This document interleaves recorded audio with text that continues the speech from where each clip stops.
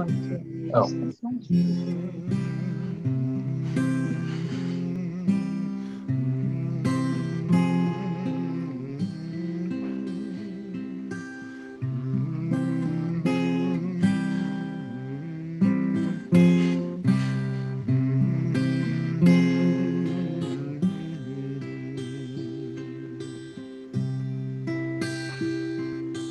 Unetane tokef, unetane tokef, unetane tokef, unetane tokef, unetane tokef, unetane tokef.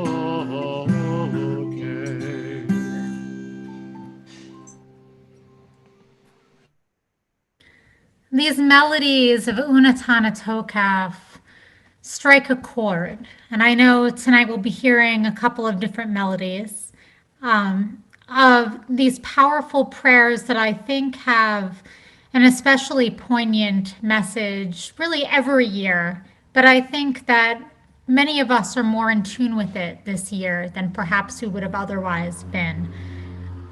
So I'm going to share my screen with all of you. I created a document which has a few different, first of all, pieces of the Unatana Tokef itself, but also some commentary around it that I hope can lend us to conversation and to just some internal reflection. Oh, and I realized actually, are we sharing this? Are you able to share this, Cantor? On social media, you're muted though. We are live on Facebook Live and on YouTube right now, Rabbi. Thank you so much. Awesome. Okay, so um, we begin just with this first section of Unatana Tokef. I wouldn't normally ask this, but would anyone mind just reading the first little bit?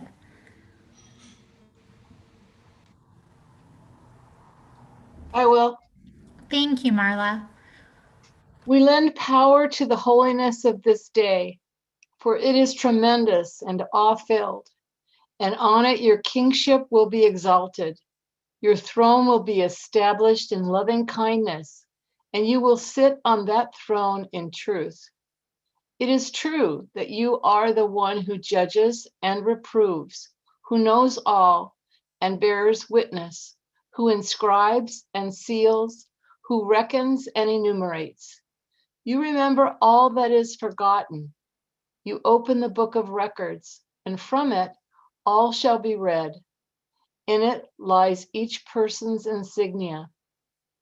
And with a great shofar it is sounded, and a thin, silent voice shall be heard. And the angels shall be alarmed, and dread and fear shall seize them as they proclaim, Behold, the day of judgment on which the hosts of heaven shall be judged.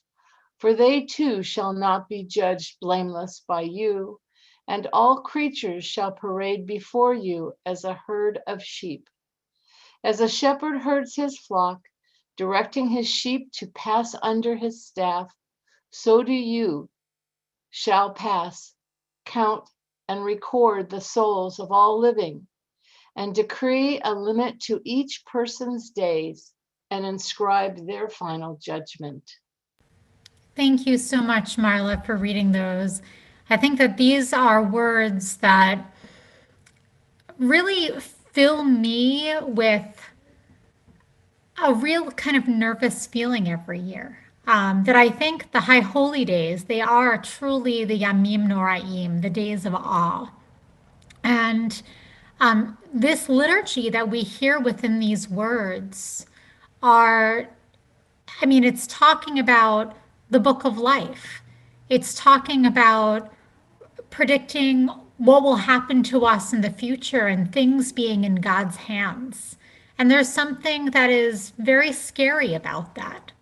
So I I'm just kind of curious just to turn it over to you. When you hear the melody of Unatana Tokef, whether it's the one that the cantor just sang or one of the other melodies for this prayer, What comes to mind for you? What does that feel like for you?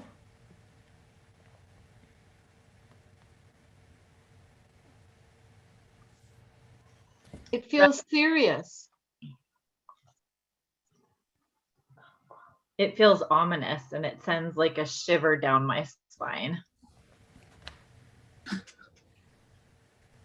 Scary. So what in it specifically is scary, is ominous, is sending a shiver? So for me, I fully believe in that accounting and Oh, we're losing you, Michelle. Okay. Okay, sorry, internet issues. I kind of prescribe more to the religious end of it and believe that there really is a God who takes an account and who not necessarily has a physical book, but that there is a prescribed plan for our lives, and that at the beginning of the year, it's that taking account, and am I going to be inscribed in that book of life, and what is that plan that God has laid out for me? And it's that feeling almost of dread and awe that we really are passing before God, and that God is taking account of where we've been and what we've done, and what does that future hold for us. That's Thank you, Michelle.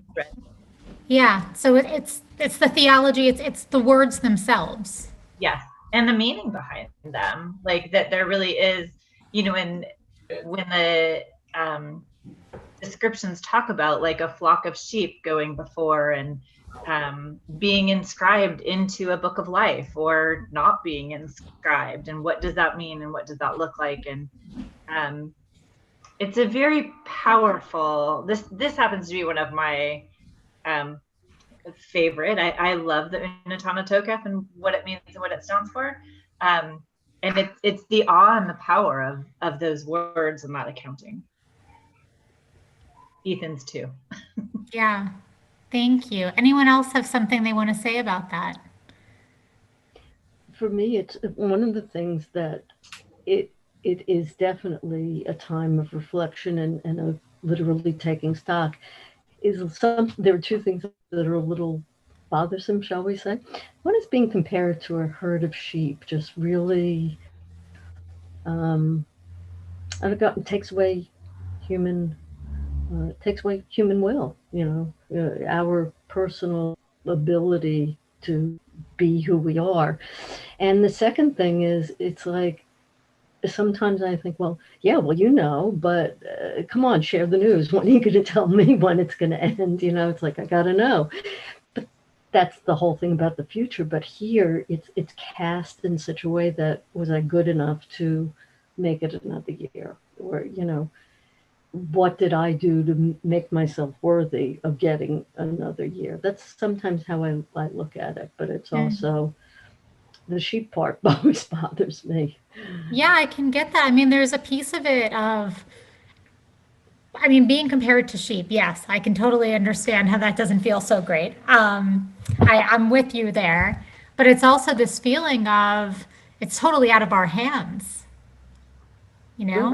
Right. And we didn't even get to Unatana Tokef 4, which is where the hardest part comes in, right? If we look right here, on Rosh Hashanah it is inscribed, on Yom Kippur it is sealed. How many shall die and how many shall be born? Who shall live and who shall die? Who in good time and who by an untimely death? Who by water and who by fire? Who by sword and who by beast?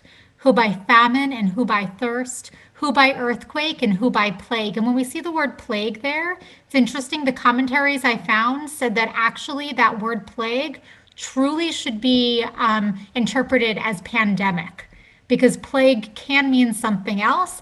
Pandemic is actually a more apt translation, but I just took this directly from Sepharia. I didn't change it at all. Who by strangulation and who by lapidation? Who shall have rest and who wander? Who shall be at peace and who pursued? Who shall be serene and who tormented? Who shall become impoverished and who wealthy? Who shall be debased and who exalted? but repentance, prayer, and righteousness avert the severity of the decree. So that one last line does kind of change and contextualize the entire thing. But even still, it doesn't undo everything that was said before. And you're right, there are some really challenging things with this theology. As Reformed Jews, we very purposefully do not include the second paragraph of the V'ahavta in our prayer. Why? Because it says that rain falls if we are deserving of rain and it doesn't fall if we're not. Meaning, if something bad happens, it is your fault. And as Reformed Jews, the thought was, this theology can do a lot of harm here. That's not true. We all know from personal experience that terrible things happen to the biggest mensches, the most wonderful people. And sometimes really wonderful things happen to people who really aren't so good. So this whole idea of God is taking account, and the people who are the good people go in the book of life, and the people who are the bad people go in the book of death. That is more than a little challenging for us, right? So we still have that in our theology, in our Machzor, as one of the biggest moments on Rosh Hashanah and Yom Kippur, and yet we take it out of the V'ahavta that we do every week. It's hard, I think, to grapple with that and to figure out what to do with it. So as it turns out, the Unatana Tokef is actually a piyut, which is a liturgical poem. It seems like it dates as far back as the 4th century. There's all different sorts of scholarly debate over exactly who created the first versions of it. It seems like there are a variety of different versions of it. It's thought to be, or this version that we have today is thought to be composed by Yanai, who is a really prolific writer of piyutim. But very likely it is an adapted version of earlier piyutim that were written. So Abraham Ibn Ezra he expressed being quite weary of using piyutim in prayer in general. And when he wrote about Yanai's piyutim in specific, he said, when we pray, it is forbidden to inject into our prayers piyutim, the basic meaning of which we do not understand. We should not rely on the goodwill of the author. So he's saying, what do we make of this? It's hard for us to understand what this is really all about. So we shouldn't put it in our prayer at all. Now, clearly we do. And the question becomes why. A lot of scholars believe that the reason that this particular prayer has taken such hold is not because of its theology, but rather because of the melodies that have attached to it. That those melodies struck a chord and helped people to feel really awe in a way that does feel appropriate perhaps for Rosh Hashanah and Yom Kippur, even though a close reading of the prayer might be quite a bit problematic. So there is a story behind the Unatana Tokef. It is not a factual story because, as we know, Unatana Tokef was composed way earlier than this story was. In fact, likely it was in, I'm not going to go into that actually. Would anyone like to read this rather disturbing story? Any takers? Sure. No. You'll be doing a mitzvah. My throat is hurting me quite a bit, and if you read for me, I would be very appreciative. I'll read it. Thank you. The story of Rabbi Amnon of Mainz, which was the greatest of his generation. Once Rabbi Amnon was approached by the local bishop who asked him to convert. Day after day, the bishop would appear at his study to implore him to convert. The rabbi puts the bishop off, saying he will think about it in return with an answer in 3 days. Almost immediately, however, Rabbi Amnon is consumed with remorse for even suggesting that he might convert. He decides to refuse to appear when the 3 days are over. Angered by the refusal, the bishop dispatched soldiers to bring him to the castle by force. What's this, Amnon? Why didn't you come to me as you stipulated that you would take into account and get back to me what I asked? Amnon replied, let me adjudicate my own case. He explained that he should never have promised to come in the first place. Even saying he would is agreement enough to undermine his own faith and his own people. Amnon then said, I am perfectly willing to undergo any punishment. The tongue that lied to you should be sentenced to be cut off. No, said the bishop. The bishop, however, maintained that the sin was not performed by Amnon's tongue. Rather, it is your legs that did not come to me as you promised. Those I will chop off. Oh my goodness. Those I will chop off, and the rest of your body I will torment. The evil one started by cutting off the joints of his fingers and toes. At each moment, the torturer would ask, now, Amnon, do you want to convert? And the rabbi would say no. What is left of him after his ordeal was carried on the back of a knight's shield to the Jewish quarter. And when Rosh Hashanah arrived, the rabbi asked to be placed next to the Cantor. As the leader was about to recite the Kedusha, the Musaf Amidah, the rabbi asked for him to pause so that he could specifically add a prayer sanctifying God's name. And so let all holiness rise up to you. He began, after which he recited the Unatana Tokef prayer.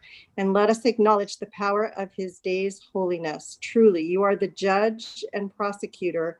There is a book and everyone's signature is in it, and you will record all living beings.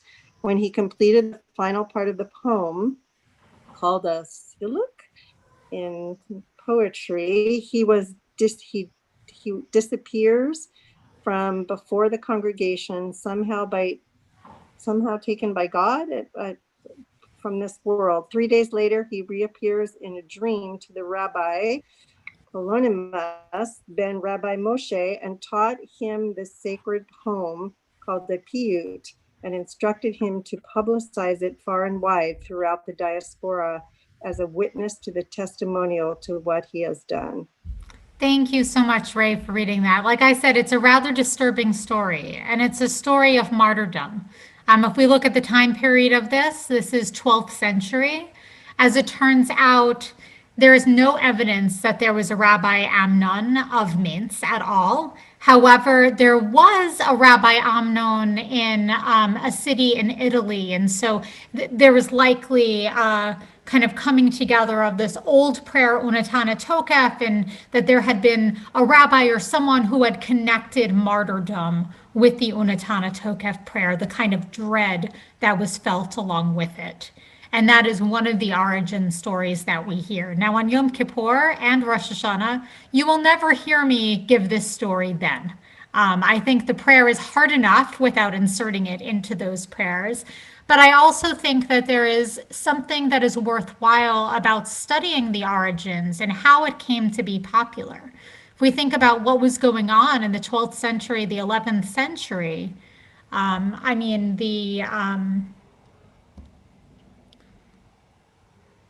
forgetting the name of what was going on. Sorry.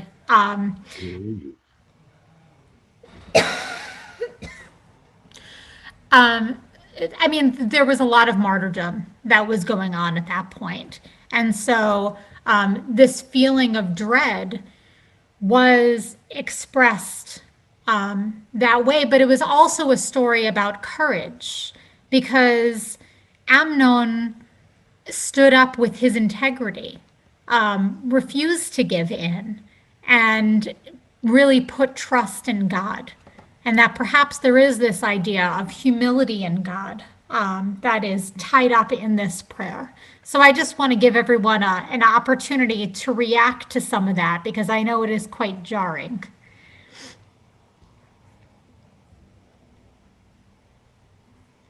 Or did I leave everyone speechless? That's possible as well.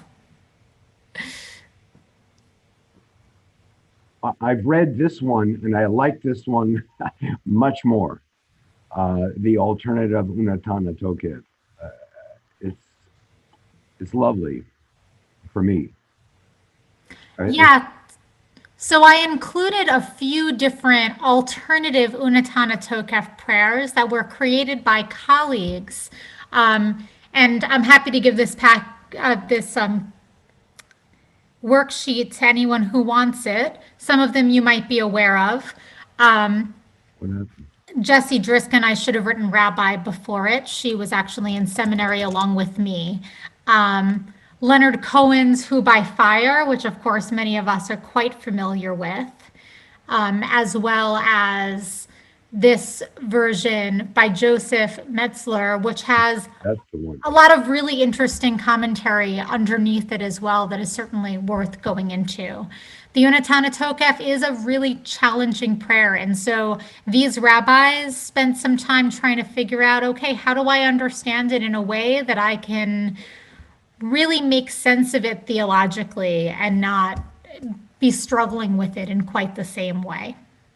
But I want to go a little bit. I'm going to pass this for now, and maybe we'll go back to it because I want to make sure that we have enough time for the Cantor to lead us in some of the melodies that he's going to be doing. Before we get to those melodies, I just want to talk through a few of these texts about the theology of Unatana Tokef. Right. And Kathy, I'm more than happy to send this to you so you don't have to take screenshots as well.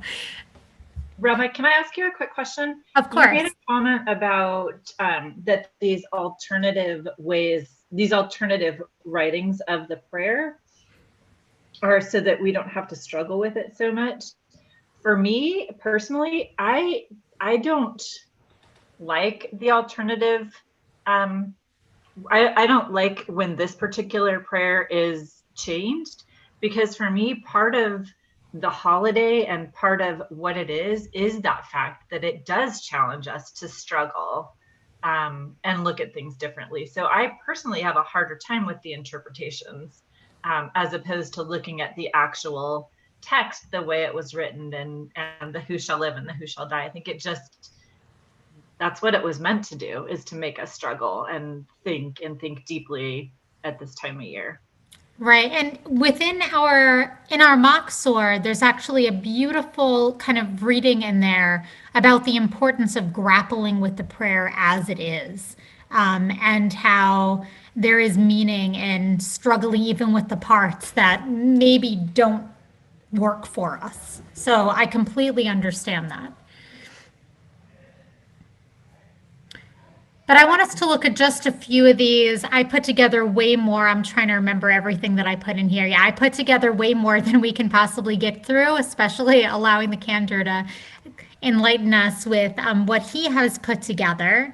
But I just want to look at a couple of these texts. So starting with Arthur Green, who writes, "If in foxholes there are no atheists, the day of awe powerfully remind us that all of life is a sort of extended foxhole, that each of us will have our final moment.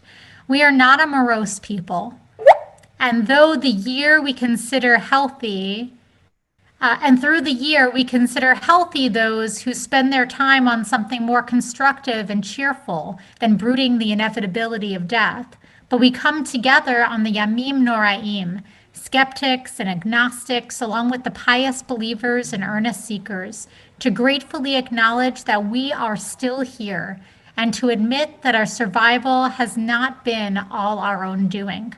We look around us at the community of Jews in whose midst we have come to celebrate that fact, and see old and young, strong and weak, vigorous looking, and those of sickly seeming pallor.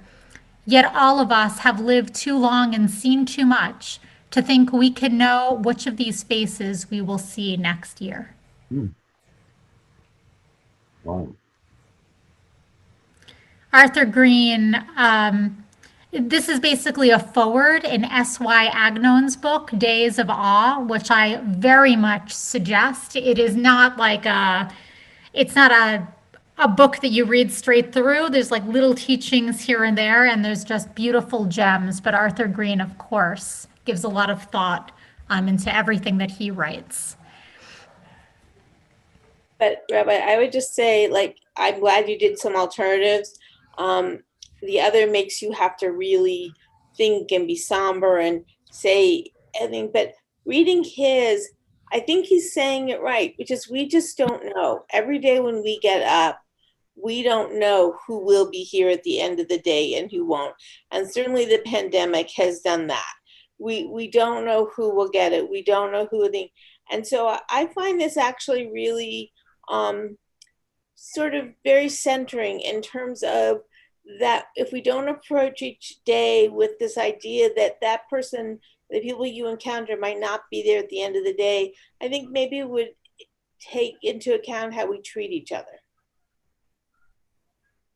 Right. And I think that that in the end is why we have Yom Kippur at all, right? That this one day where we put aside where we don't eat and drink, where traditionally we don't wear leather or do any of that, where we wear a kittel, which is the garment in which will one day be buried. And in essence, Yom Kippur is a day that we're rehearsing our own death, not because we're morbid, but because it gives us the ability to remember what is important in life so that we do treat each other better, so that we don't say, oh, well, I always have years to make up with this person or whatever. No, don't put it off. This is your opportunity now. Use it. I am wondering if another interpretation to add to the existing one could be that there are a lot of metaphors here. So when we say who shall live and who shall die, it's not physical. It's really the death of the soul, not choosing purpose and spirituality and not a quality life. Who shall drown? There are many ways to drown in our life. There are many ways to burn with fire, with the anger and being consumed. So I'm wondering if there's a possibility to go through each one of these and look at them in addition, metaphorically.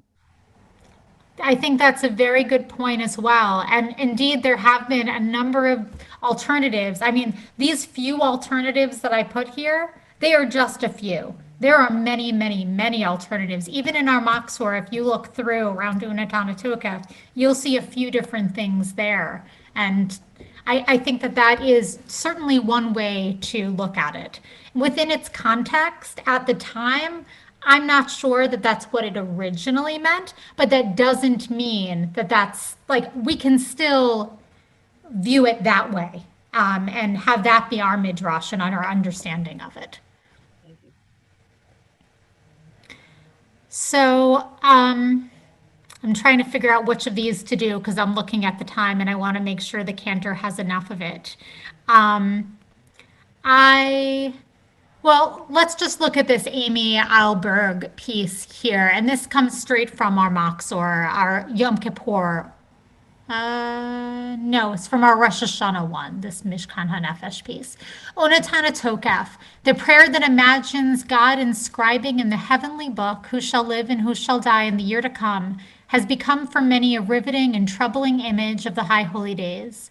As I say its words, I remember a friend's baby that did not make it. Health scares, diagnoses, lives lost far too soon. In a sense, Unatana Tokaf invites the whole community into the truth, which sick and grieving people live every day. Rosh Hashanah assaults the denial of the healthy, so that on this day, the ill, beset with clear awareness of mortality, are at one with the whole community, all of us knowing the fundamental uncertainty of life. We are made of dust, as the Unatana Tokaf concludes, and to dust we return. Like clay vessels, we can break. Like flowers, we fade, and like shadows, we pass, and like a dream, we will someday pass from sight. This is the truth, and there can be comfort in standing in the sacred circle of community affirming it, at the same time committing to savor the fragile gift of life that we are given.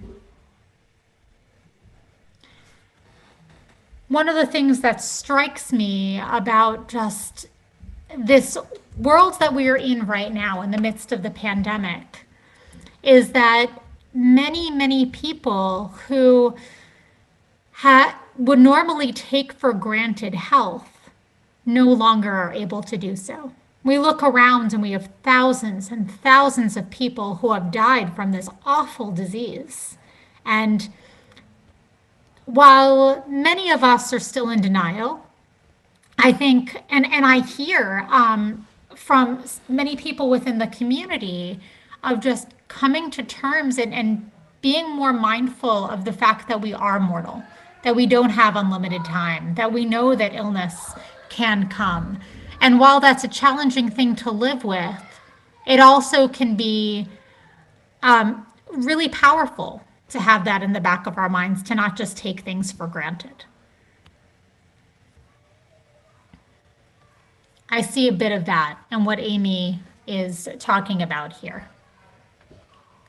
Now, in the other text on this page, we have this piece from Rabbi Delphine Horvillier, and this actually comes from a book of Larry Hoffman's about the Unatana Tokef prayer. There's a whole volume. This piece from Joel Hoffman also comes from there. And I'm going to skip over those for now. But there is one important piece here, which is getting to those final lines within the text where it talks about through repentance and charity, we can temper God's severe decrees, that there is some sort of a change that we can make to what happens in the future. And so I just want to look at these two last texts here, one of which comes from Talmud Bavli, the Babylonian Talmud, from, of course, Tractate Rosh Hashanah, where else? And I'm just trying to monitor the chat.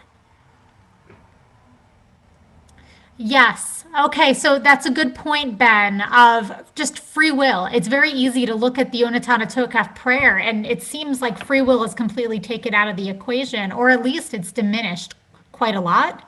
And some of these interpretations are putting it back in there and saying, well, like we do have free will. And when we look at the last line of this prayer, that is all about free will. We can make a choice to give tzedakah and to repent and to act in righteous ways. And that will change. That will give us back our life, however we interpret that.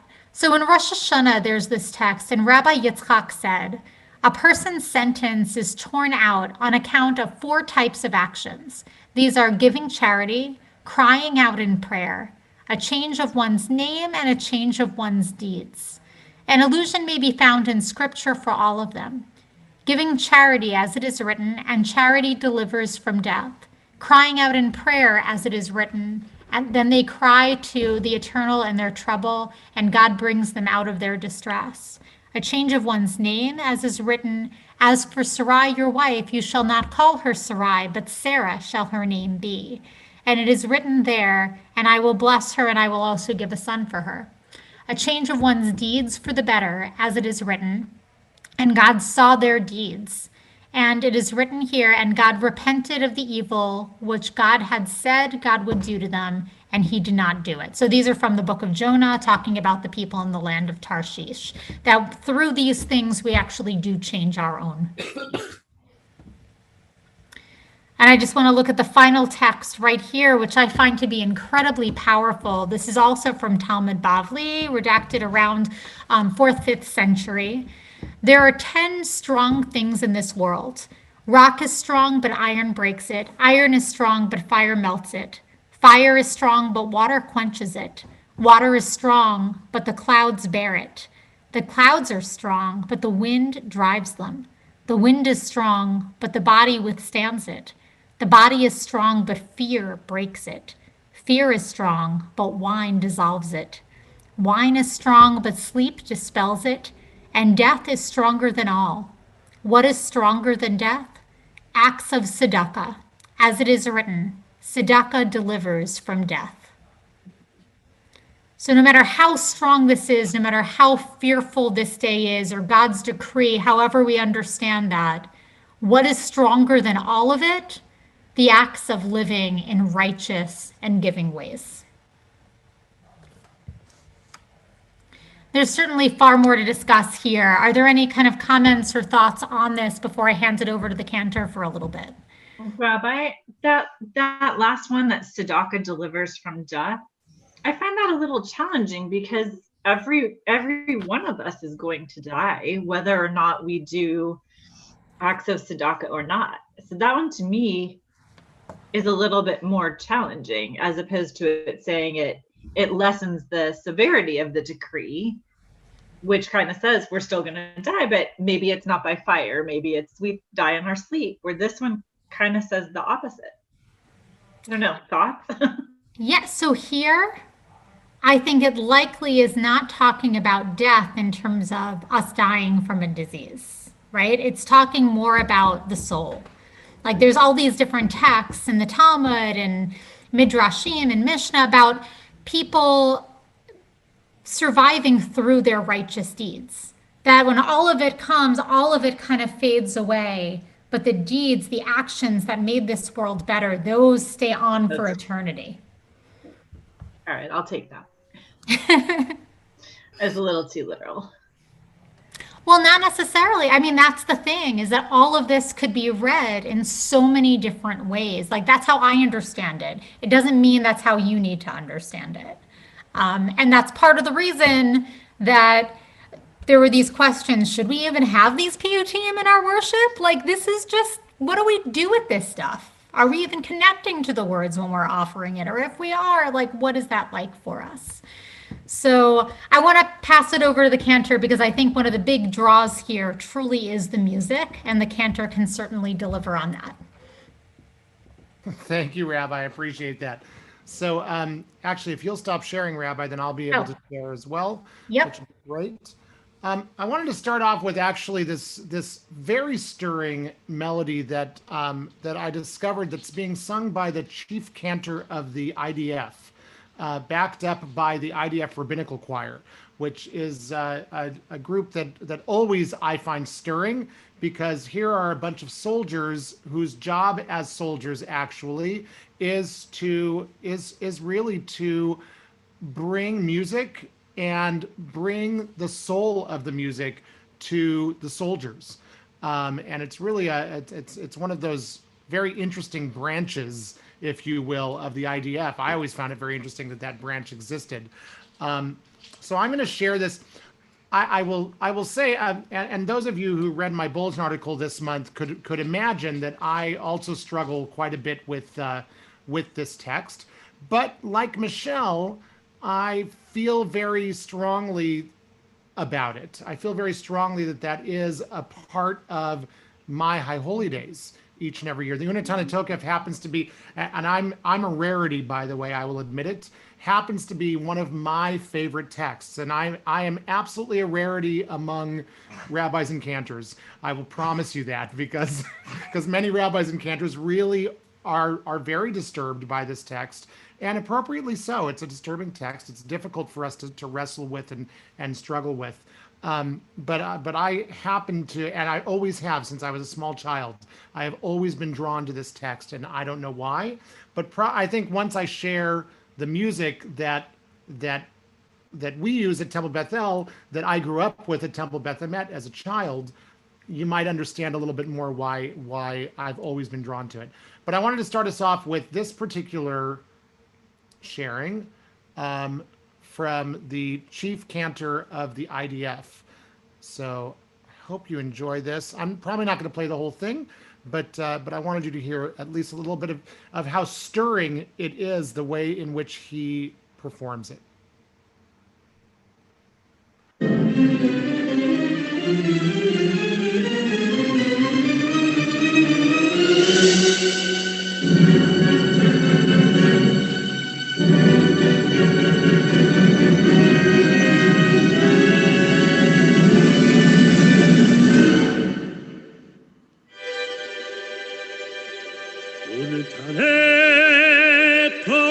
קדושת היום, כי הוא נורא ואיום.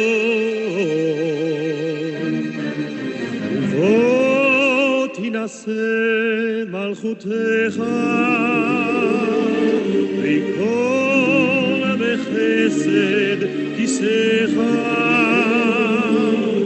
ותשב עליו באמת, ותשב עליו באמת. אמת אתה הוא דיין ומוכיח ויודע ואין וסופר וחותם וסופר ומונה ותזכור כל הנשכחות ותפתח את ספר הזיכרונות ומאליו יקרא וחותם יד כל אדם בו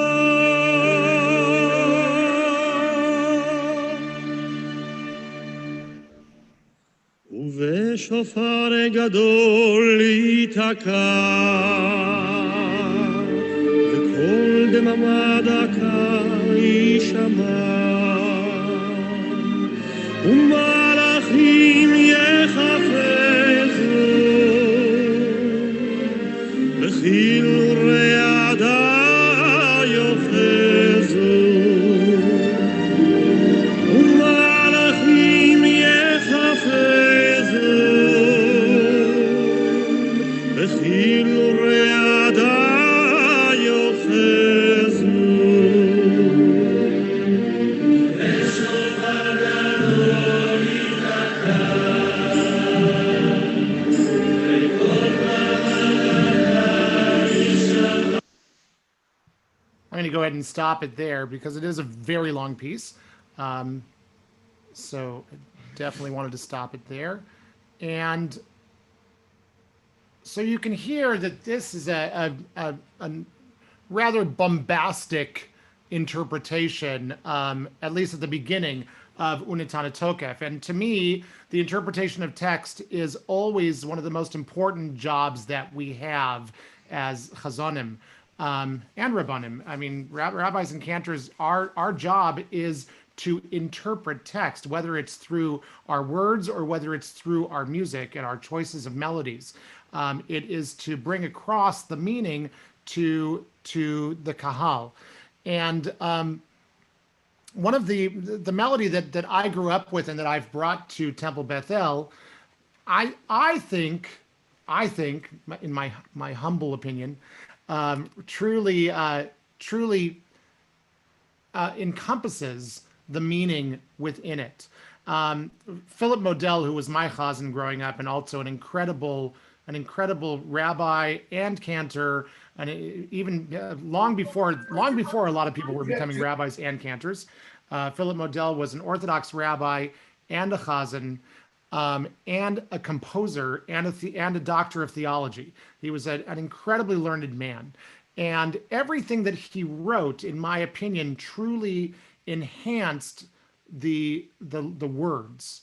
So if we look at these opening words of Unetana Tokef, let us now relate the power of this day's holiness, for it is awesome and frightening. It is awesome and frightening. On it your sovereignty will be exalted, your throne will be firmed with kindness, and you will sit upon it in truth.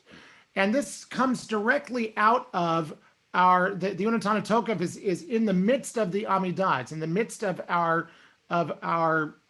standing meditation prayer. And so to start off with Unetana Tokef, it's so, to me, so jarring to have that kind of melody. And what I love is that when Philip wrote his, it starts off with this sweet softness. It's almost like, I'm sorry to interrupt your prayer. I'm sorry to disturb your meditation and your prayer, but there's something we need to talk about, because these are the high holy days and we have to talk about this. So it starts off with Unetana Tokef Kedushat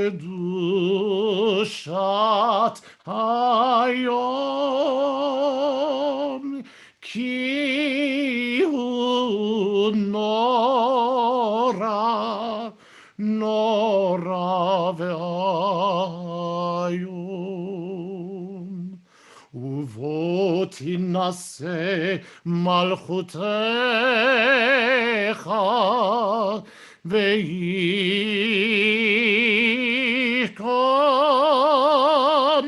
בחסד כיסך ותשב עליו והיום.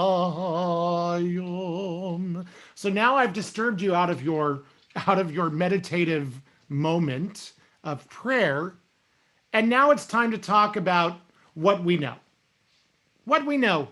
And this is where it says, it is true. It is true that God alone is the one who should judge or who judges and proves and knows and bears witness, who writes and seals, who counts and who calculates. You'll remember all that was forgotten. You'll open the book of remembrances. It will read itself, and each person's signature is there.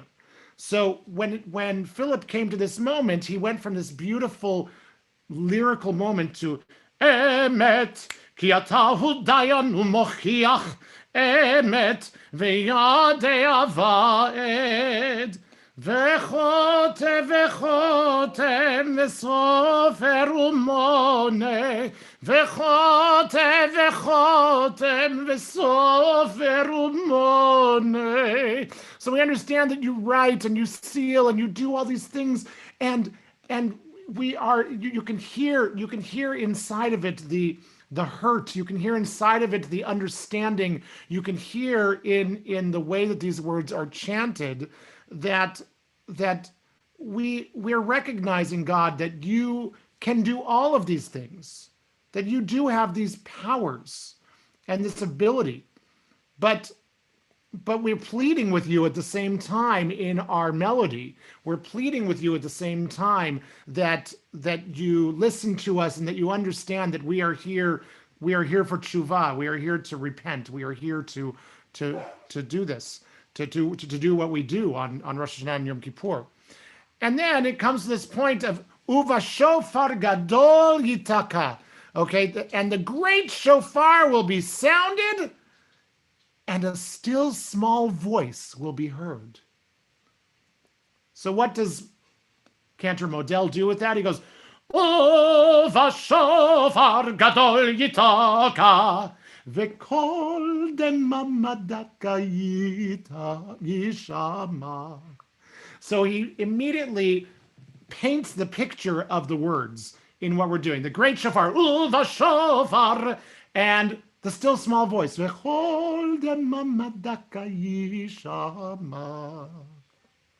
then what does it say?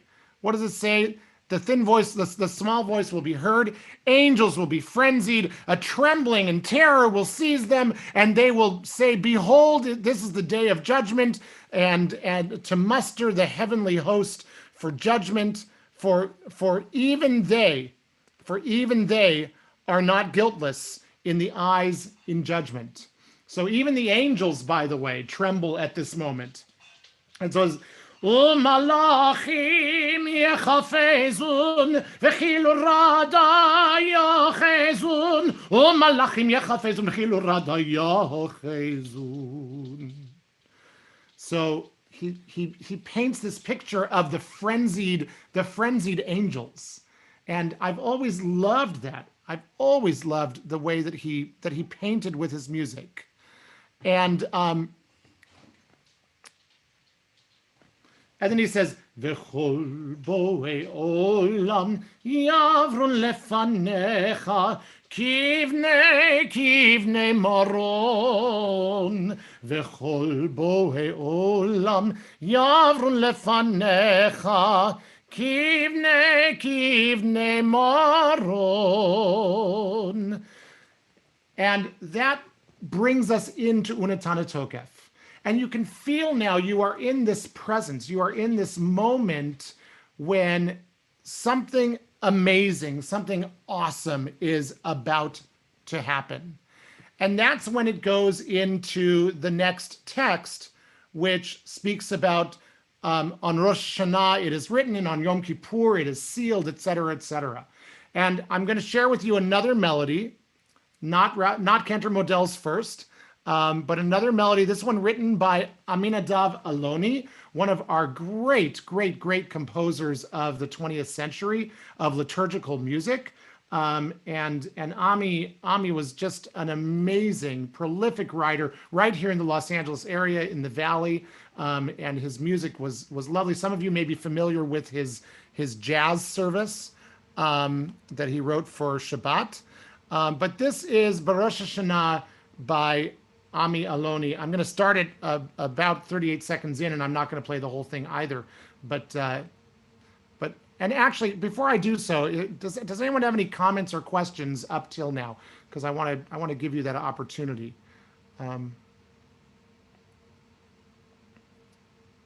See, whenever we start singing, you just start listening. And I love that about you, and you get sucked in right away, and it's beautiful. But please, please, please listen critically as well. That's very important. We're not here praying right now, and so I want for you to listen critically as we listen to this to these versions, and share with me what moves you or what doesn't move you. It's very important when we're learning and when we're studying that we do listen critically. So I'm going to play this one for you now, and enjoy. Oops.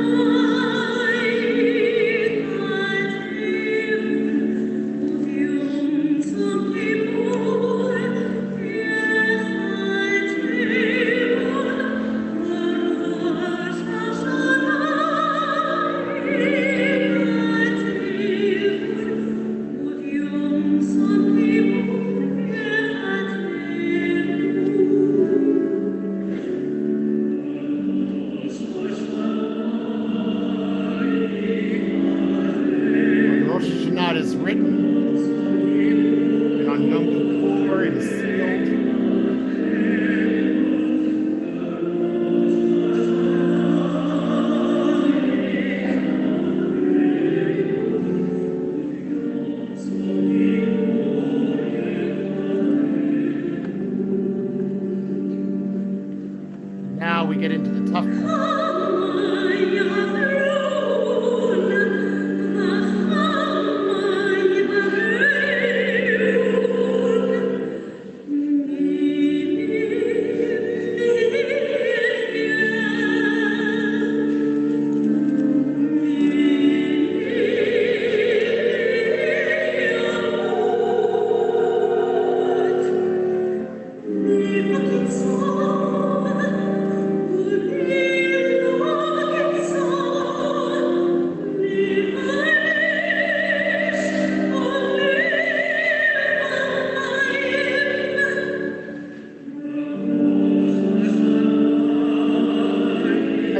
Back to this thematic melody of the Rosh Hashanah.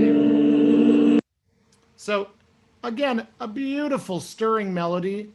I have nothing negative to say about any of these melodies and interpretations, which those of you who have studied liturgy with me know that sometimes I do have negative things to say about the interpretations, and why I don't like them. I certainly have nothing to say but sweet things about Ami Aloni and his interpretation. This was actually published also by Transcontinental Music, which is our Reform Movement's publishing branch. And but while it's stirring and beautiful, it could be more stirring, and that's again why I happen to love the interpretation of Philip Modell. And so I'll share with you now his particular interpretation that says, Berosh Hashanah Yikatevun Uvyom Tzom Kippur Yechatemun Kama Yavrun V'chama Yibareun. How many will live and how many will die? But then he gets into this beautiful moment of how it could happen, who by fire, and who will live, who will die, who will by water, who by fire, etc. And listen to how he paints the picture again. Mi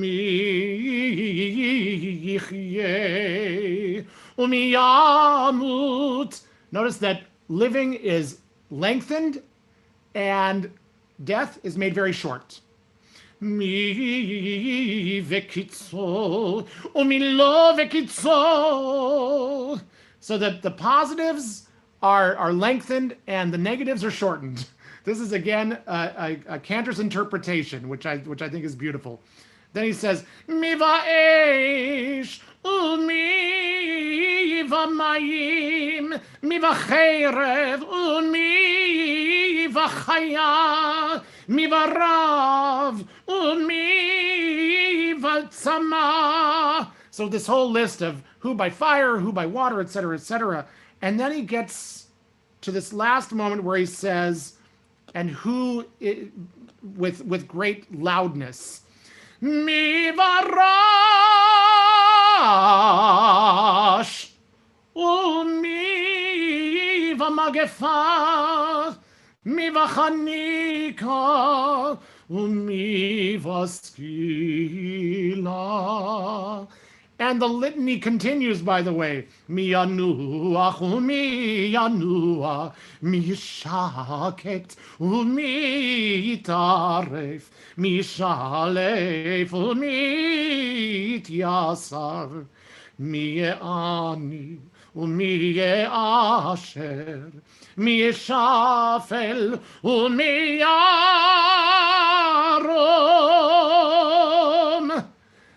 And you feel the gravitas, you feel the power and the strength of these words. And it's what I love about it.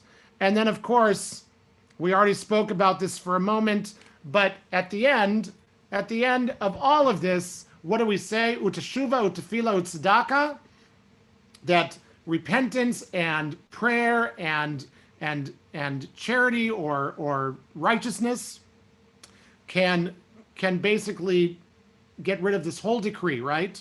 And I always love this moment because it feels regal. It feels like we are saying, this is what we're here for. This is why we're here praying. This is why we come to Rosh Hashanah and Yom Kippur, because we are saying we're getting inscribed, we're getting written, we're not taking all of this. And we hear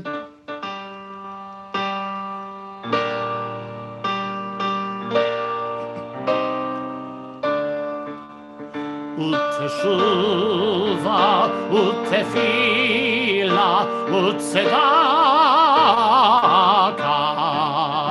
mavirim et roa hagzera.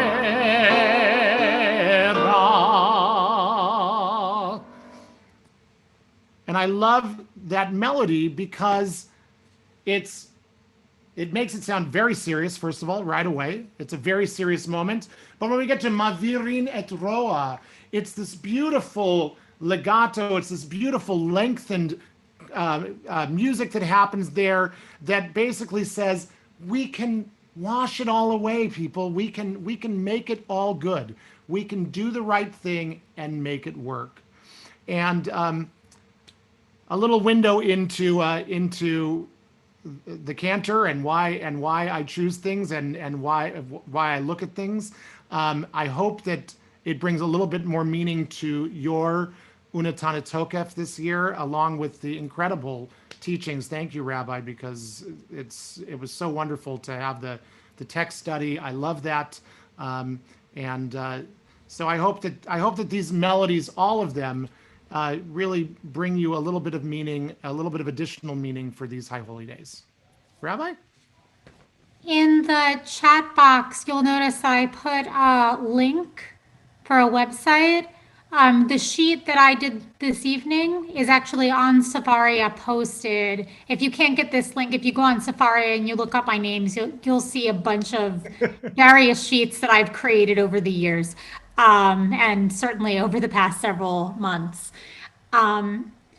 But I just hope that when we hear these words, whether we connect to the stirring melodies or we connect to the interpretations within, whether we interpret the text literally or we come up with another way for us to understand it, that we're able to feel the true awe of the day, and that we allow it to touch our souls to remind us that, yes, so much in life is outside of our control. Yes, we understand all too well how pandemics can come out of left field and we had no idea they were going to come, and life sometimes can change in a moment. But what do we have control over? Well, we have control over how it is that we act now. What teshuva we're going to do, what kind of righteous living and righteous prayer we are going to offer. So I hope that all of us can truly focus on the things that we can do and have a really meaningful start to the season. Thank you all so much for being here. Thank you, And Rabbi. yes, Mary Lou, I'm happy to. And I do want to remind all of you also, because I had one more thing that I was going to play, but we were running out of time. Please go and listen to Leonard Cohen's Who by Fire. I think that it could really give you some really deep, important meaning. You know, the man was filled with his Judaism, even though that wasn't his work. And even when he wrote a piece like that, it was all about the Unatana Tokef, and it was so beautiful. Thanks so much. Next week, we're going to be coming back to study the Avinu Malkeinu prayer. So I hope that everyone can join for that. Fabulous. Thank you, everyone. Thank you, everybody. Bye.